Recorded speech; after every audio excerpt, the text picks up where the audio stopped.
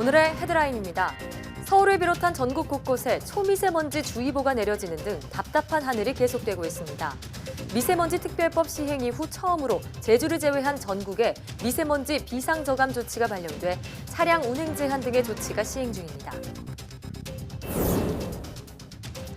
대학에서 개발한 기술을 활용한 실험실 창업 기업은 일반 기업보다 5년 생존율이 3배나 더 높습니다.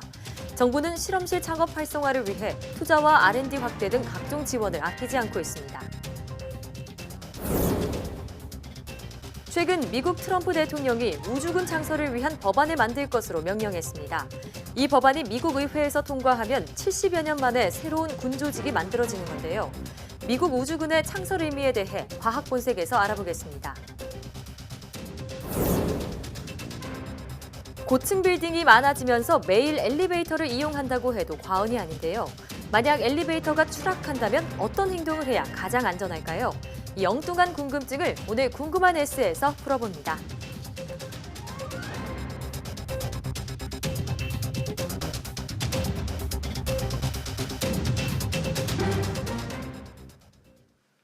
여러분 안녕하십니까? 사이언스 투데이입니다. 사흘째 미세먼지가 기승을 부리면서 제주를 제외한 전국에 비상저감 조치가 발령됐습니다. 지난 15일 미세먼지 특별법이 시행된 이후 첫 발령인데 차량 운행 제한과 배출가스 단속이 강화됐습니다. 김태민 기자입니다. 서울 도심이 뿌연 미세먼지 안개 속에 갇혔습니다. 사흘째 고농도 미세먼지가 전국을 덮치면서 마스크는 외출 필수품이 됐습니다. 숨쉬기가 힘들고 길거리 다니기가 좀 답답해요. 아무래도 공기가 이상해서. 제주를 제외한 전국 16개 시도에서는 미세먼지 비상저감 조치가 발령됐습니다. 지난 15일 더욱 강화된 조치를 담은 미세먼지 특별법이 시행된 이후 첫 발령입니다. 미세먼지 비상저감 조치가 시행된 첫날 서울 시내 한복판 초미세먼지 농도는 세제곱미터당 100마이크로그램을 훌쩍 넘어 매우 나쁨을 기록했습니다. 시내 곳곳에서는 미세먼지의 주범인 배출가스 단속이 벌어졌습니다. 공회전 차량이 주요 단속 대상입니다. 호텔 직원이라서 그래도 시동 끄고 가셔야죠. 손님이 계셔가지고 손님이 춥다고 해서 2.5톤이 넘는 배출가스 5등급 차량의 시내 운행도 제한되면서 실시간 단속이 이뤄졌습니다. 서울 지역에 있는 51개의 단속 시스템에서 배출가스 5등급으로 분류된 차량들에 대해서 단속을 하고 있고 적발될 경우에는 10만 원 과태료를 부과하고 있습니다. 공공기관 임직원들에겐 차량 이부제가 적용됐고 공영주차장도 폐쇄됐습니다. 날린 먼지를 유발하는 공사장도 억제 조치를 제대로 하지 않으면 최고 200만 원의 과태료가 매겨집니다. 좀 법적으로 노후된 차량 줄이고 운행을 줄이고 대중교통 활성화하는 게 일단은 강하게 돼서 미세먼지가 피부로 느끼게끔 좀. 비상저감 조치는 고농도 미세먼지가 일정 기간 계속되면 자동차와 공장 등에서 나오는 대기오염 물질을 줄이기 위해 발령됩니다. 특히 초미세먼지 농도가 매우 나쁜 경우 시도지사는 휴업이나 휴원, 수업 시간 단축을 권고할 수 있습니다. YTN 김태민입니다. 중국의 수도 베이징을 비롯한 북부 지역에 이번 주말까지 스모그가 엄습할 것으로 보입니다. 중국 생태환경부는 오는 24일까지 베이징과 텐진, 허베이와 그 주변 지역에서 중간 오염이나 심각한 오염이 발생하고 일부 도시에서는 최악의 수준인 엄중 오염이 있을 것이라고 예상했습니다. 베이징시는 오는 24일 낮 12시까지 스모그 오렌지색 경보를 발령하고 유치원과 학교의 야외 활동 중지를 권고했습니다. 이번 오염은 기상 조건이 오염물질 확산에 불리한 데다 정월 대보름 기간 폭죽과 불꽃놀이가 벌어지고 춘절 이후 기업이 공장을 재가동한 것 등의 영향 때문인 것으로 분석됩니다. 대학 실험실에서 시장을 선도하는 기업이 나올 수 있도록 정부가 실험실 창업을 적극 지원하기로 했습니다. 최첨단 기술과 톡톡 튀는 아이디어가 만난 상아탑의 창업 현장을 최소라 기자가 다녀왔습니다. 3D 프린터 안에서 상투 모양의 과자 반죽이 모습을 드러냅니다. 반죽을 10분 동안 오븐에 구웠더니 바삭한 쿠키가 완성됐습니다. 이 프린터를 활용하면 음식 안쪽에도 모양을 낼 수 있어서 식감을 자유자재로 조절할 수 있습니다. 대학 실험실에서 개발한 이 음식 프린터는 지난해 대학원생 5명에 의해 창업 아이템으로 변신했습니다. 기존에는 실험실 내에서 연구 성과를 내는데 좀 초점을 맞췄다면 저희가 만든 제품들이 이제 대중에게 소개되고 사람들의 이제 반응을 좀 수집하는 게 굉장히 흥미롭고 좀 뜻깊더라고요. 그림을 그려 스마트폰에 올리자 전문가가 심리 상태를 분석해줍니다. 거리가 멀거나 시간이 없어 심리치료사를 찾지 못하는 사람들을 위해 임상미술치료 연구원들이 앱을 개발해 사업에 뛰어들었습니다. 정부는 이 같은 실험실 창업을 지원하기 위해 지난해 실험실 창업혁신단을 세우고 선도대학도 선정했습니다. 선정된 학교는 창업하면 졸업 논문을 대체할 수 있게 하거나 실험실 창업 수업을 정규 교과목으로 개설하기도 했습니다. 정부의 실험실 창업 지원으로 세워진 기업은 지난달까지 모두 75곳입니다. 시장을 이끄는 글로벌 기업이 탄생할 수 있도록 창업기업 투자를 확대하고 기업 성장 R&D를 제공하는 등 최선을 다해서 지원을 하겠습니다. 실험실 창업 기업의 5년 생존율은 80%로 일반 기업보다 3배 정도 높습니다. 평균 고용 규모도 9.5명으로 일반 기업의 3배 수준입니다. 혁신적 연구 성과들이 실험실 밖 창업으로 이어지면서 우리 경제 고용과 성장을 북돋으며 활력을 불어넣을 것으로 기대됩니다. YTN 사이언스 최소라입니다. 지난 38년 동안 발견되지 않아 멸종된 것으로 여겨졌던 지구에서 가장 큰 꿀벌이 발견됐습니다. 세계 야생생물 보호 탐사팀은 인도네시아 말루쿠 제도에서 지구에서 가장 큰 꿀벌인 월리스 거인 꿀벌 한 마리를 살아있는 채로 발견했다고 밝혔습니다. 이번에 발견된 꿀벌은 암컷인데 다 자라면 몸 길이가 최대 4cm, 날개 길이는 6.35cm에 이릅니다. 연구팀은 인도네시아에 아직 이 꿀벌을 보호하는 법적 장치가 없다며 꿀벌 개체 및 서식지를 보호하도록 인도네시아 정부를 설득하는 것이 중요하다고 말했습니다. 육중한 몸집의 폭군으로 알려진 티라노사우루스가 급격한 기후변화 이전에는 사람 엉덩이 높이 크기에 불과했던 것으로 밝혀졌습니다.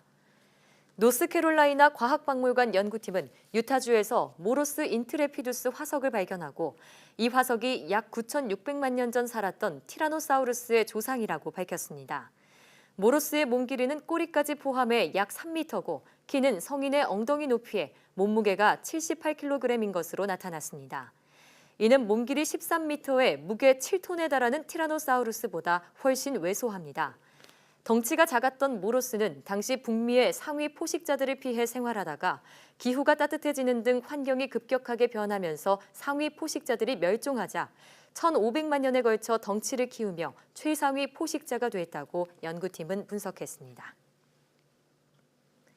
달걀의 산란 날짜를 의무적으로 표기하는 제도가 내일부터 시행됩니다.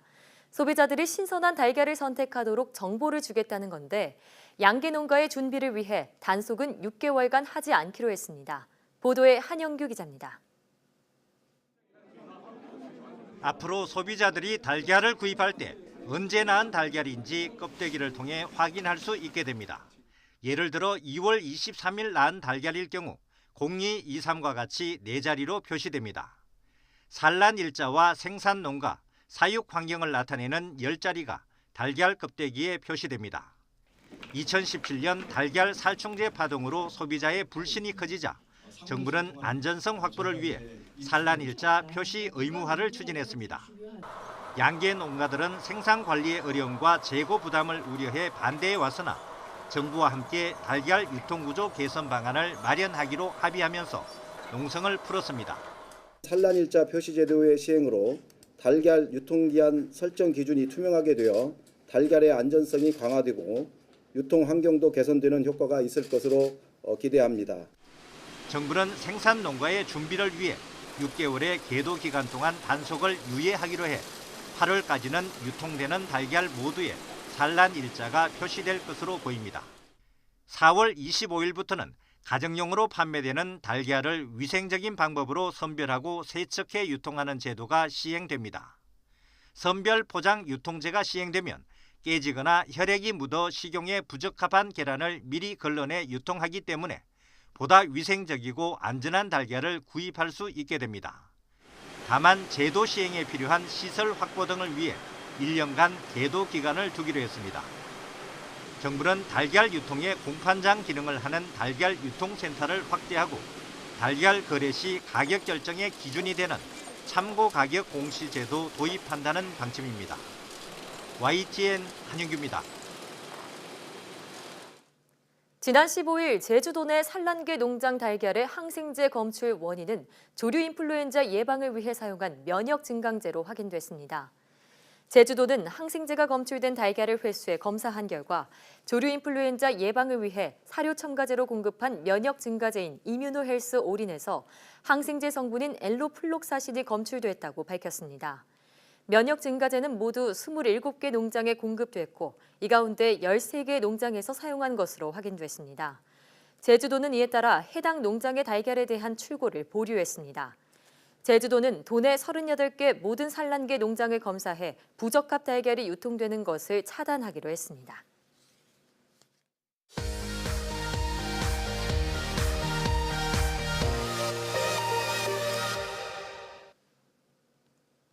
화제의 뉴스를 골라 과학 기자의 시선으로 분석하는 과학 본색 시간입니다. 오늘은 이성규 기자와 함께하겠습니다. 어서 오세요. 안녕하세요. 네, 오늘은 어떤 이야기로 시작해 볼까요? 보통 우리가 이제 군이라고 하면은 육군, 해군, 공군, 이렇게 육해공을 말하잖아요. 예. 근데 혹시 우주군이라고 들어봤어요? 우주군이요. 예. 뭐 공상과학 영화에서나 나올 법한 소재 같은데 우주를 지키는 군대 뭐 이런 뜻인가요? 뭐 그런 뜻이기도 한데요. 이제 영어로는 스페이스 포스라고 하는데 이게 이제 전 세계적으로 우주군이 있는 나라는 아직은 없어요. 네. 근데 흥미롭게도 미국의 그 트럼프 대통령이 최근에 그 우주군 창설을 위한 입법안을 만들 것을 명령을 했죠. 네. 트럼프 대통령은 지난 20일 그 백악관 집무실에서 우주군 창설의 근거가 될 이 우주정책 명령 4호에 서명을 했어요. 예. 이제 이 입법안이 미국 국회를 통과하면은 우주군은 이제 미국에서 6번째 군이 되는 거거든요. 예. 현재 미국에는 육군, 해군, 공군, 해병대 그리고 해안 경비대가 있습니다. 네, 일단 이름부터 생소한 우주군이 현실이 될 수도 있다는 사실이 참 흥미로운데요. 이 트럼프 대통령은 왜 우주군을 창설하려고 하는 건가요? 그러니까 이제 우주군 창설이 뭐 이번 올해 처음 나온 얘기는 아니고 지난해 2018년 6월 네. 국가우주위원회라고 있어요. 예. 그 우주에 관한 최고 정책 기구인데 이 국가우주위원회에서 트럼프 대통령이 우주군을 언급을 했었어요. 네. 당시에는 뭐 이거 그냥 지나가는 얘기로 한 거 아니냐. 이게 뭐 그냥 조크 정도 수준으로 받아들였었는데 트럼프 대통령이 우주군 창설을 이야기한 그 배경에는 한마디로 말해서 우주에서 예. 미국의 어떤 안보와 패권을 유지하겠다. 뭐 이런 뜻이 담겨 있는 거예요. 이 우주정책 명령 4호는 국방부 장관에게 우주군 창설을 통해서 우주에서의 위험을 억제하고 처리할 수 있도록 국방부의 우주 자원을 모을 것을 지시하고 있고요. 네. 우주군이 신속하고 지속적인 우주에서의 공격과 방어 작전을 가능케 해서 전투와 전투 지원 기능을 모두 포함해야 한다고 규정을 해놨습니다. 예. 이 법안이 이제 제출돼 의회가 승인하면 2차 세계대전 직후인 1947년 공군이 미국에서 만들어진 이후 약 한 70여 년 만에 새로운 군 조직이 또 만들어지는 셈입니다. 네, 그러니까 현재는 의회 승인을 앞두고 있는 상태고요. 아니 입법안을 만들려고 지시했으니까 이제 만드는 단계인 거죠. 아직 예. 의회까지는 안 가고요. 아, 그렇군요. 자, 이 우주군의 필요성 좀 타당해 보이는 측면도 없진 않지만 여기에 대한 부정적인 시각도 현재 있죠. 그렇죠. 이제 트럼프 대통령은 이제 기본적으로 이런 부정적인 시각은 트럼프 대통령은 아마도 우주를 새로운 전쟁터로 보고 있는 거 아니냐. 예. 뭐 이런 시각인 건데요. 이 참여과학자 소속의 그 로라 그레고 이 과학자는 우주가 굉장히 군에 중요한 것은 사실이다라는 그거 자체는 인정을 했지만 네. 그것은 우주에서 발생한 여러 가지 일 중에 굉장히 작은 부분에 불과하다. 이렇게 지적을 했습니다. 예. 그래서 이 로라 그레고 박사는 대략 한 2,000개의 인공위성이 우주에 떠 있는데 그중에 80%가 다 민간 위성이고 대부분 이제 뭐 통신이나 이런 데 쓰인다는 거죠. 예. 그래서 군용은 20%밖에 안 된다. 우주군이 만약에 창설이 된다면 여러 가지 우주 무기를 만드는데 이 군이 이용될 수가 있는데 네. 그러면 국제적인 분쟁을 일으킬 소지가 그만큼 커진다. 그래서 이제 이 박사가 요약한 걸로 보면은 결국에는 외교적인 노력을 예. 해서 우주 분야의 다른 국가들과 협력을 하는 게 더 중요하다. 뭐 이렇게 얘기를 했습니다. 네, 비판적인 시각을 들어봤는데 자, 그럼 우주군이 창설되게 된다면 독립적인 군으로 따로 존재하게 되는 건가요? 원래 이제 트럼프의 애초 계획은 독립군으로 이렇게 존속을 시키는 거였는데 네. 이게 이제 계획이 약간 바뀌었어요. 그래서 지금 공군 산하에 조직을 두는 걸로 지금 바뀌었는데 예. 근데 미국 정부는 점진적으로는 이제 공군에서 독립을 시켜서 독립적인 군으로 유지를 하겠다. 네. 뭐 이런 계획을 가지고 있습니다.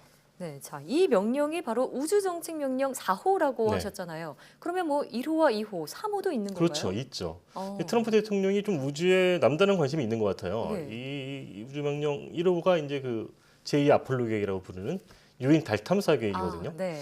그래서 이 유인 달 탐사 계획은 여러 차례 얘기했지만은 다른 이제 전진 기지 삼아서 달에 먼저 사람을 보내고 이후에 화성까지 사람을 보내겠다. 네. 뭐 이런 게 그 정책 1호고요.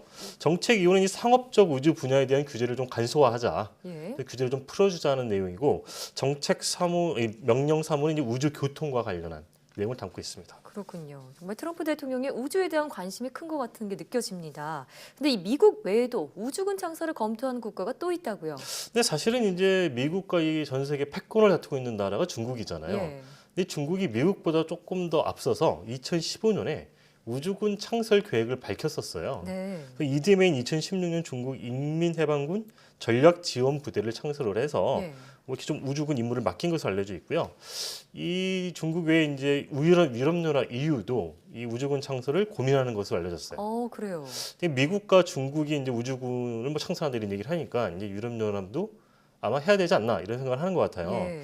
그래서 이 엘베타 이 비엔코프스카 EU 집행위원은 지난달 제11차 유럽 우주정책 컨퍼런스에서 미국이 우주로 만든 것처럼 EU도 만들어야 되는 거 아니냐 네. 뭐 이런 말을 했고요. EU 내 여러 국가들도 이 우주군 창설에 대해서 좀 고민하고 있는 것으로 알려져 있어요. 그렇군요. 이 유럽에서는 이 러시아나 중국, 일본이 유럽보다 더 많은 군용 위성을 가지고 있다는 것 자체를 위기로 느끼고 있거든요. 네. 그래서 이 우주군 창설도 아마 유럽에서도 진행이 될 것으로 전망이 되고 있습니다. 그렇군요. 미국과 중국뿐만이 아니라 유럽연합까지 우주군 창설을 하겠다 이런 계획인 것으로 알려졌다고 하니까 이 우주군 창설이 좀 앞으로 어떤 세계 패권 경쟁의 중심이 되지 않을까 이런 생각도 듭니다. 다음 소식으로 넘어가 보죠. 그 일본어로 이제 송골매를 뜻하는 게 하야부사잖아요. 예. 이 하야부사 2호 여러 차례 얘기를 했었는데 네. 이 하야부사 2호는 이제 그 소행성 류구를 탐사하는 우주 탐사선이죠. 예. 이 소행성 류구를 탐사하는 하야부사 2가 2월 중순께 뭐 착륙을 시도할 예정이다. 그 전에 뉴스 보도 나갔었는데 네. 그 하야부사 2가 21일 오후 1시 15분쯤 류구 상공 20km에서 착륙을 위한 하강을 시작을 했어요. 네. 그래서 1차 착륙 예정 시각은 22일 오전 8시쯤이었는데 일본 항공우주국은 오전 6시 14분쯤 하야부사2가 고도 약 500km에서 착륙 판단을 한 다음에 네. 하강해서 오전 한 7시 48분쯤 표면을 이렇게 터치다운 했다가 상승 중이라는 데이터를 얻었다. 예. 이런 걸 공식적으로 발표를 했습니다. 그러니까 표면에 닿았다가 다시 상승을 네. 했다. 그러니까 어떻게 보면 소행성 2호가 이 소행성 6호의 터치에 또 성공을 네. 했다. 이렇게 볼 수 있겠는데요. 자, 하야부사 2호는 구체적으로 어떤 임무를 수행하는 건가요? 현재 하야부사 2호는 이 8.5m 높이에서 착지 자세라고 부르는 게 있거든요. 예. 그걸 잡은 다음에 이제 류구 표면에 수초간 닿도록 처음부터 이렇게 프로그래밍이 돼 있었어요. 예. 그래서 얘는 이제 그 이렇게 딱 터치하는 순간 그 1m 정도 원통 이 팔이 있는데 이 팔을 이용해서 이렇게 탄환을 쏘는 거죠, 지표에. 네. 그러면 이 탄환이 그 지표에 박히면서 주위에 있는 모래와 작은 함석이 튀어나올 거잖아요. 예. 그거를 포집하는 게 얘 임무예요. 음. 그래서 이게 포집하는 게 있는데 아직 이게 뭐 이거 시료를 채취를 한 건지 아닌지는 아직 공식적으로 발표되질 않았어요. 네, 조사가 더 이루어져야겠죠.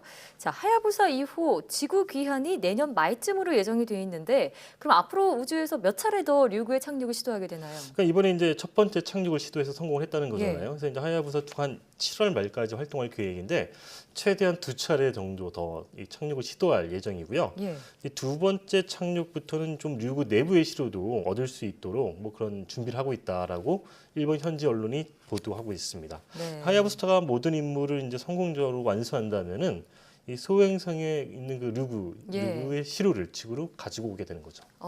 네. 사실 소행성에 착륙을 하는 것도 정말 쉬운 일이 아닌데 그 시료를 채취해서 지구로 가지고 온다니 정말 흥미롭다 이런 생각이 듭니다. 자, 이 과학자들이 이렇게 소행성 탐사에 관심을 갖는 이유는 어디서 찾을 수 있을까요? 이 소행성 류구는 지구에서 약 한 3억 4천만 킬로미터 정도 떨어진 거리에 있는데요. 예. 우리가 이제 천문학계에서는 소행성을 흔히 이렇게 뭐 타임 캡슐이다 이렇게 불러요. 예. 태양계의 타임 캡슐. 네. 이 지구와 같은 천체 우리가 행성이라고 하잖아요. 태양주를 이렇게 돈다 그래서. 예. 이제 행성은 처음에 탄생할 때 여러 이제 조그만 애들이 이렇게 충돌하면서 이렇게 뭉쳐갖고 행성으로 커지는 거였는데 이 충돌 에너지가 굉장히 고온이기 때문에 이게 주변을 이렇게 좀 녹여요. 네. 그래서 처음 초기에 만들어졌을 때 그 상태가 유지가 안 돼요. 행성은. 예.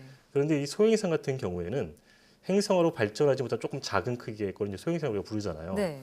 근데 소행성은 대부분의 경우 태양에서 굉장히 멀리 떨어진 곳에 있기 때문에 이런 고온이 아닌 저온 상태가 유지가 되는 거죠. 예. 그러다 보니까 이 어떤 태고의 상태를 간직하고 있다. 그런 가능성이 크다고 보는 거죠. 그렇군요. 그래서 이런 소행성에서 채취한 물질을 우리가 지구에서 정밀 분석을 한다면은 태양계 초기 형성의 어떤 비밀을 푸는데 도움이 될 것이다. 예. 이런 기대를 하는 게 하나가 있고요. 네. 그다음에 또 하나는 이 어떤 지구의 물이랄까 어떤 그 생명체의 그런 원소 같은 거는 소행성 충돌로 보는 견해도 있어요. 예. 그래서 그런 거에 대한 어떤 단서도 찾을 수 있지 않을까. 뭐 그렇게 보고 있습니다. 그렇군요. 자, 이 소행성 채굴 세계 최초의 시도라고 알려져 있는데 꼭 지구로 체류를 시구해서 돌아와서 지구에서 좀 그 태양계의 비밀을 밝혀낼 수 있기를 기대해 보겠습니다. 오늘 말씀 잘 들었습니다.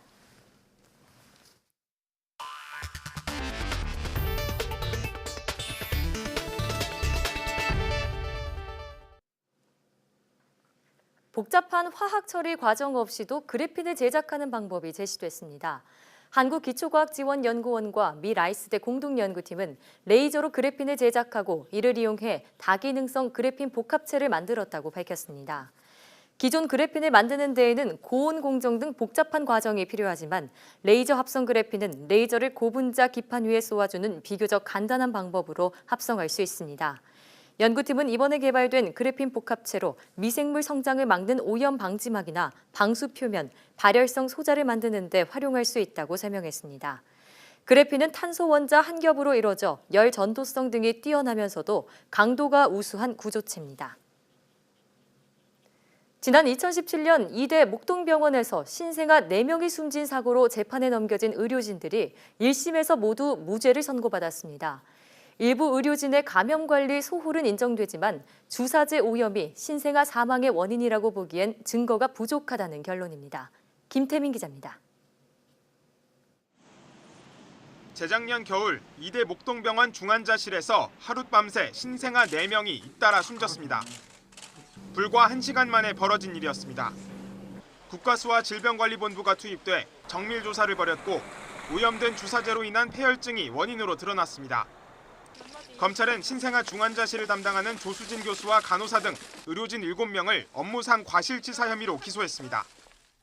중환자를 다루는 의료진이 기본적인 안전수칙도 지키지 않아 생긴 사고로 그 책임을 물어야 한다는 겁니다. 재판부는 일단 의료진의 감염관리 소홀은 인정했습니다.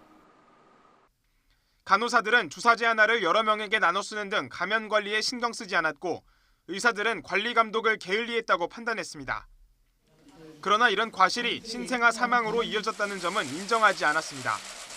숨진 신생아들이 맞은 주사제가 폐혈증을 유발하는 균에 감염됐다고 단정할 수 없다는 겁니다. 균이 검출된 주사제가 사고 이후 다른 폐기물에 오염됐을 가능성도 있고 같은 준비 과정을 거친 주사제를 맞고도 폐혈증 증상이 없는 신생아가 있었다는 설명입니다. 따라서 의료진 과실이 주사제 감염으로 이어졌고 신생아 사망에 이르렀다는 논리 역시 인정할 수 없다는 결론입니다. 1심 재판부는 이런 점을 토대로 의료진 전원에게 무죄를 선고했습니다. 과학을 총괄 책임지신 분이 법정에 나오셨는데 본인도 제3의 오염 가능성이 있다라고 법정 증언을 했기 때문에 법원 감정인도 동일한 감정 결과를 내놨습니다. 모든 전문가가 일치된 의견이었기 때문에 이번 선고로 1년 넘게 끌어오던 사건은 일단락됐지만 검찰이 항소할 뜻을 밝히며 앞으로의 경과도 주목되고 있습니다. YTN 김태민입니다. 폐암 유발 물질인 라돈이 검출된 라돈 침대 사태로 소비자의 불안이 커지면서 침대와 관련한 소비자 상담이 급증한 것으로 나타났습니다. 한국소비자원은 지난해 1372 소비자상담센터에 접수된 상담 가운데 침대에 관련한 상담이 1년 전보다 8.2배 증가하며 단일 품목 가운데 가장 많았다고 밝혔습니다. 방사성 물질인 라돈이 검출된 대진 침대의 보상 절차 문의와 다른 제품의 라돈 검출 가능성에 대한 문의가 대부분이었다고 소비자원은 설명했습니다.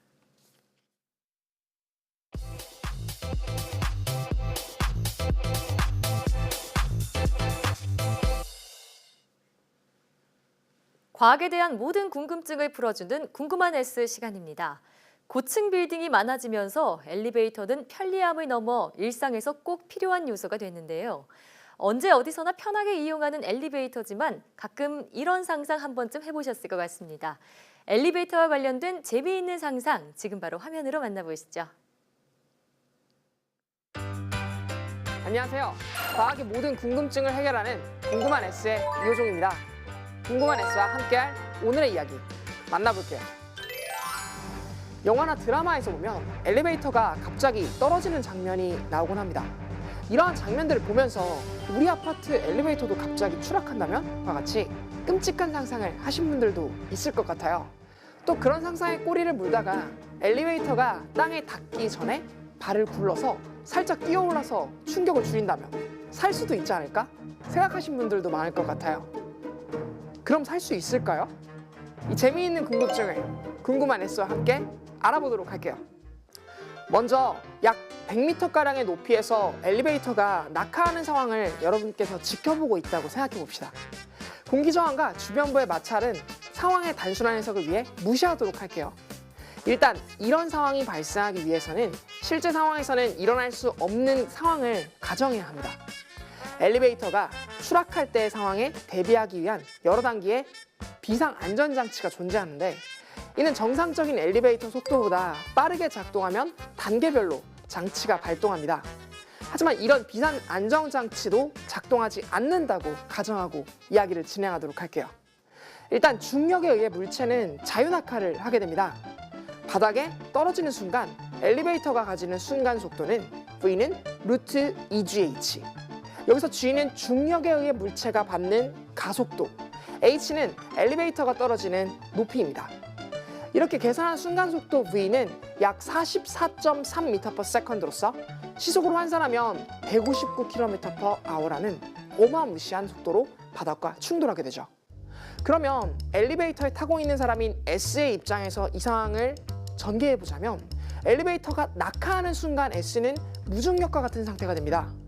S를 태우고 있는 엘리베이터 전체가 가속하기 때문에 S가 속한 시스템, 즉 개가 빠르게 가속하고 있어서 그 가속의 반대 방향으로 가상의 힘, 관성력을 만들게 되어 중력과 관성력이 상쇄되기 때문이죠. 여기서 잠시 왜 관성력을 가상의 힘이라고 부르는 걸까요? 밖에서 보는 여러분의 경우 붙들려 있던 엘리베이터가 끊어지면서 S와 엘리베이터 둘 다 똑같은 가속을 받으며 낙하하고 있기 때문에 직관적으로 보면 아무런 이상이 없습니다. 하지만 엘리베이터에 타고 있는 S의 입장으로 보면 갑자기 S를 둘러싼 엘리베이터 속이 무중력 상태가 된 것 같은 착각을 불러일으킵니다. 실제로 존재하지는 않지만 S가 둘러싸고 있는 시스템, 즉 개가 가속해서 상대적으로 발생한 힘, 그렇기 때문에 가상의 힘이라고 부르는 것입니다. 이제 본격적으로 엘리베이터가 바닥에 닿기 직전에 위로 점프하는 상황을 생각해 보겠습니다. 무중력 상태같이 느껴지는 공간이라 최대한 아래쪽에 몸을 밀착시켜서 있는 힘껏 바닥을 디디고 점프합니다. 이때 기대할 수 있는 점프로 만들어낸 속도는 보통 사람이 50cm를 뛸 수 있다고 가정했을 때 그 유도 과정은 다르나 역시나 V는 루트 2gh. 여기에서의 V는 점프한 바로 그 순간의 속도, H는 도달할 수 있는 최대의 높이를 나타냅니다. 계산해보면 3.13m/s, 시속으로 환산하면 약 11.2km/h의 속도를 가지게 됩니다. 그렇게 해서 충돌의 직전의 순간 점프를 통해 바닥과 멀어졌으니 S는 살 수 있을까요? 아니요. 아무리 제조가 좋게 살짝 뛰어올라 엘리베이터가 땅에 부딪히는 순간에 붕 떠 있었다 하더라도 목숨을 건질 수는 없습니다. 엘리베이터보다 조금 늦게 떨어졌을 뿐 159km/h의 높이로 떨어지는 것은 분명한 사실이기 때문입니다. 그렇다는 것은 엘리베이터 안에 타고 있는 S의 속도 또한 약 159km/h라는 의미입니다. 점프 같은 방법으로 발악을 한들 겨우 11.2km/h 줄어든 약 147.8km/h라는 속도로 땅에 처박히게 될 예정인 것이죠. 어떻게 그럴 수가 있냐고요? 우리는 간단한 실험으로 추락하는 엘리베이터와 승객의 관계를 확인할 수 있습니다. 종이컵에 물을 담고 아래쪽에 구멍을 뚫어줍시다. 그러면 물이 밑으로 새는 것을 볼 수 있죠. 컵은 사람이 잡고 있으니까 위에 그대로 있지만 물의 경우에는 사람이 잡고 있지는 않지만 지구가 잡아당김으로 밑으로 떨어집니다. 그것을 우리는 중력이라고 부르는데요. 이번에는 뚫린 구멍을 손가락으로 막고 물을 담습니다. 그리고 컵을 떨어뜨려 주세요. 추락하는 동안에는 컵의 구멍으로 물이 나오지 않습니다.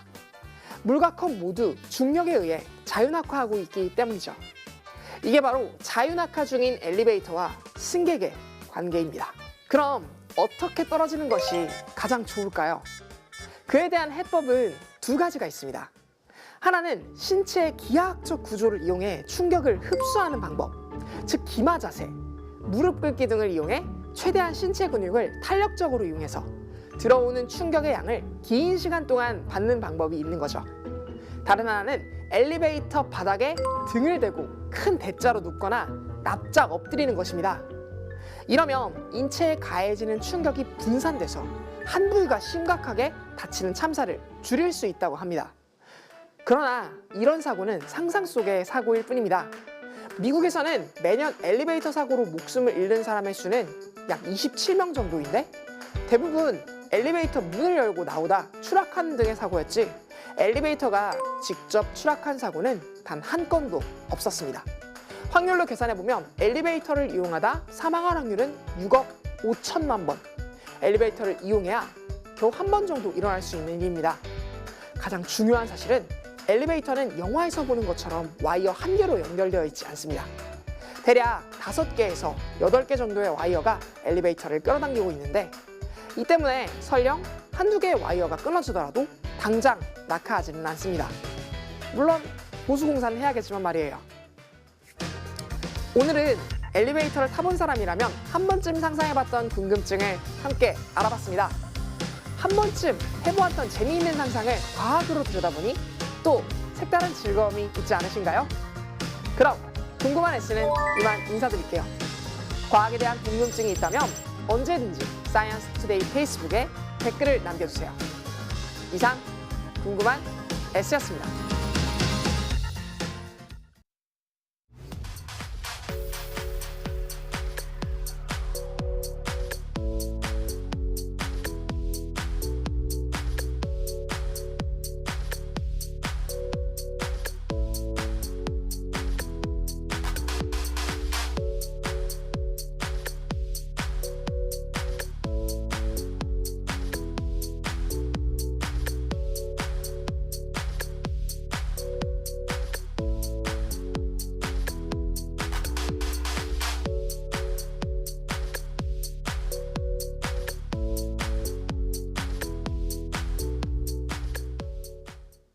트럼프 미국 대통령이 추진 중인 우주군은 정말 우주로 군인을 보낸다는 얘기일까요?